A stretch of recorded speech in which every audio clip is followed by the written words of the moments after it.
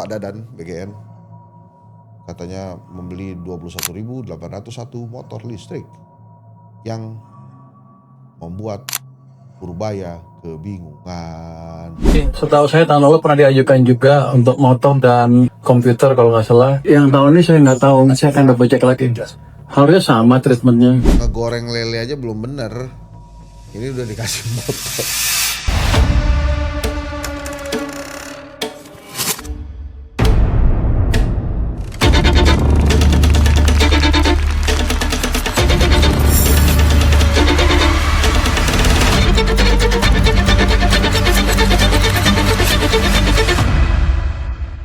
Bismillahirrahmanirrahim. Assalamualaikum warahmatullahi wabarakatuh. Ini ada kamera 1, 2, 3. Yang mana nih gua? Depannya. Oh yang ini. Oke, siap. Teman-teman, saya mulai dari mana ya? Oh, Seskap tadi bilang reshuffle. Tunggu aja. Aduh, itu kita kadang-kadang suka mau tahu wewenang presiden sih. Tapi gak apa-apa ya, namanya kita rakyat kan. Kita perlu tahu juga kapan. Tapi memang kalau orang-orang pintar itu bilang ini prerogatif presiden, kabinet itu ya sudah kita serahkan kepada presiden. Tapi biasanya kalau presiden mau reshuffle ada 3 faktor yang akan mereka pertimbangkan, para presiden itu pertimbangkan. Yang pertama adalah faktor subjektif. Ini adalah sebuah faktor like and dislike. Suka nggak nih presidennya? Nggak suka nggak nih presidennya? Gitu-gitu lah kira-kira.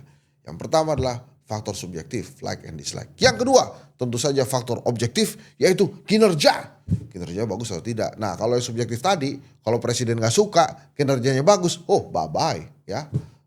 Pasti kemudian di reshuffle. Nah, kalau kinerja ini bagus atau tidak, nah itu juga. Kalau kinerjanya tidak bagus, tapi ternyata presiden suka, seperti menteri itu tuh, aman.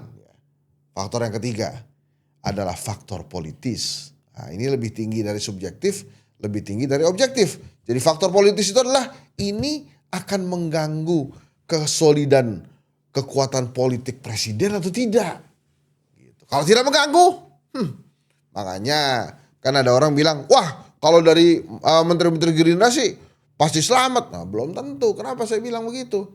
Menteri Gerindra itu justru yang paling rentan. Dia mau diganti kek, mau enggak kek gitu kan. Ketuanya tetap Prabowo Subianto. Emang kalau dia kemudian di reshuffle diganti dia mau keluar dari partai? Mau ngapain? Penguasanya lagi Gerindra kan gitu. Justru yang paling enak diganti itu menteri-menteri Gerindra. Tapi anyway, udahlah terserah Pak Prabowo aja. Yang ingin saya sampaikan juga hari ini, alhamdulillahirrahmanirrahim, ternyata negara kita memang masih punya uang banyak. Tepuk tangan dong.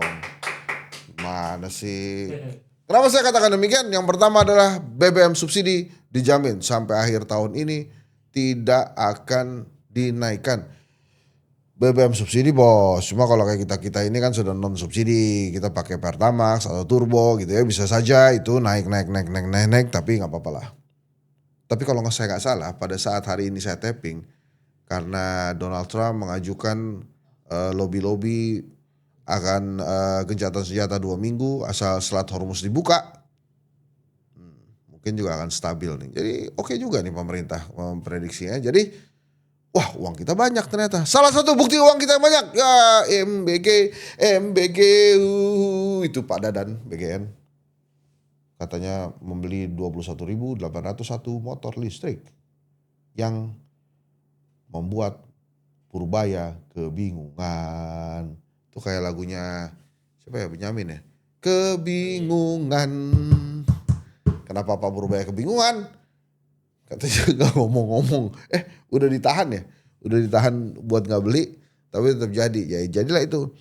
Motor listrik 21.801 untuk kepala SPPG. Katanya udah dianggarin 2025 tuh. Memang agak membingungkan ya saudara ya. Sangat-sangat membingungkan. Tapi ya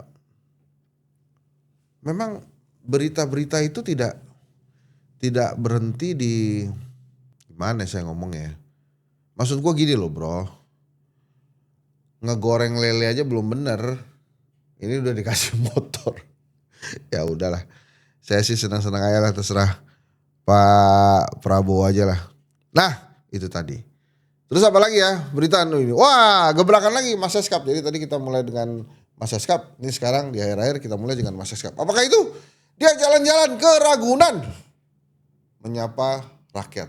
Wah, ini dia hebatnya. Ngomong-ngomong menyapa rakyat, teman-teman semua mungkin terlalu sibuk, tidak pernah memperhatikan gebrakan Wapres Gibran.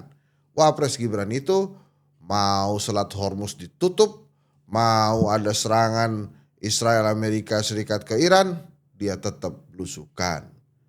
Jadi tetap dia berkomunikasi dengan rakyat kecil. Just like his father. Jadi dia niru bapaknya tuh. Pokoknya ya kita ke rakyat lah. Kita bagi-bagi, ngobrol-ngobrol. Jadi jangan salah. Jangan sampai kemudian tidak di-capture nih langkah-langkah Mas Gibran. Dan tentu saja last but not least kehebohan tentang apa yang disampaikan oleh Saiful Mujani pada saat acara silaturahim pengamat itu langsung terjadi polemik karena staf KSP sudah mengupload ini kok kayak makar gitu ya.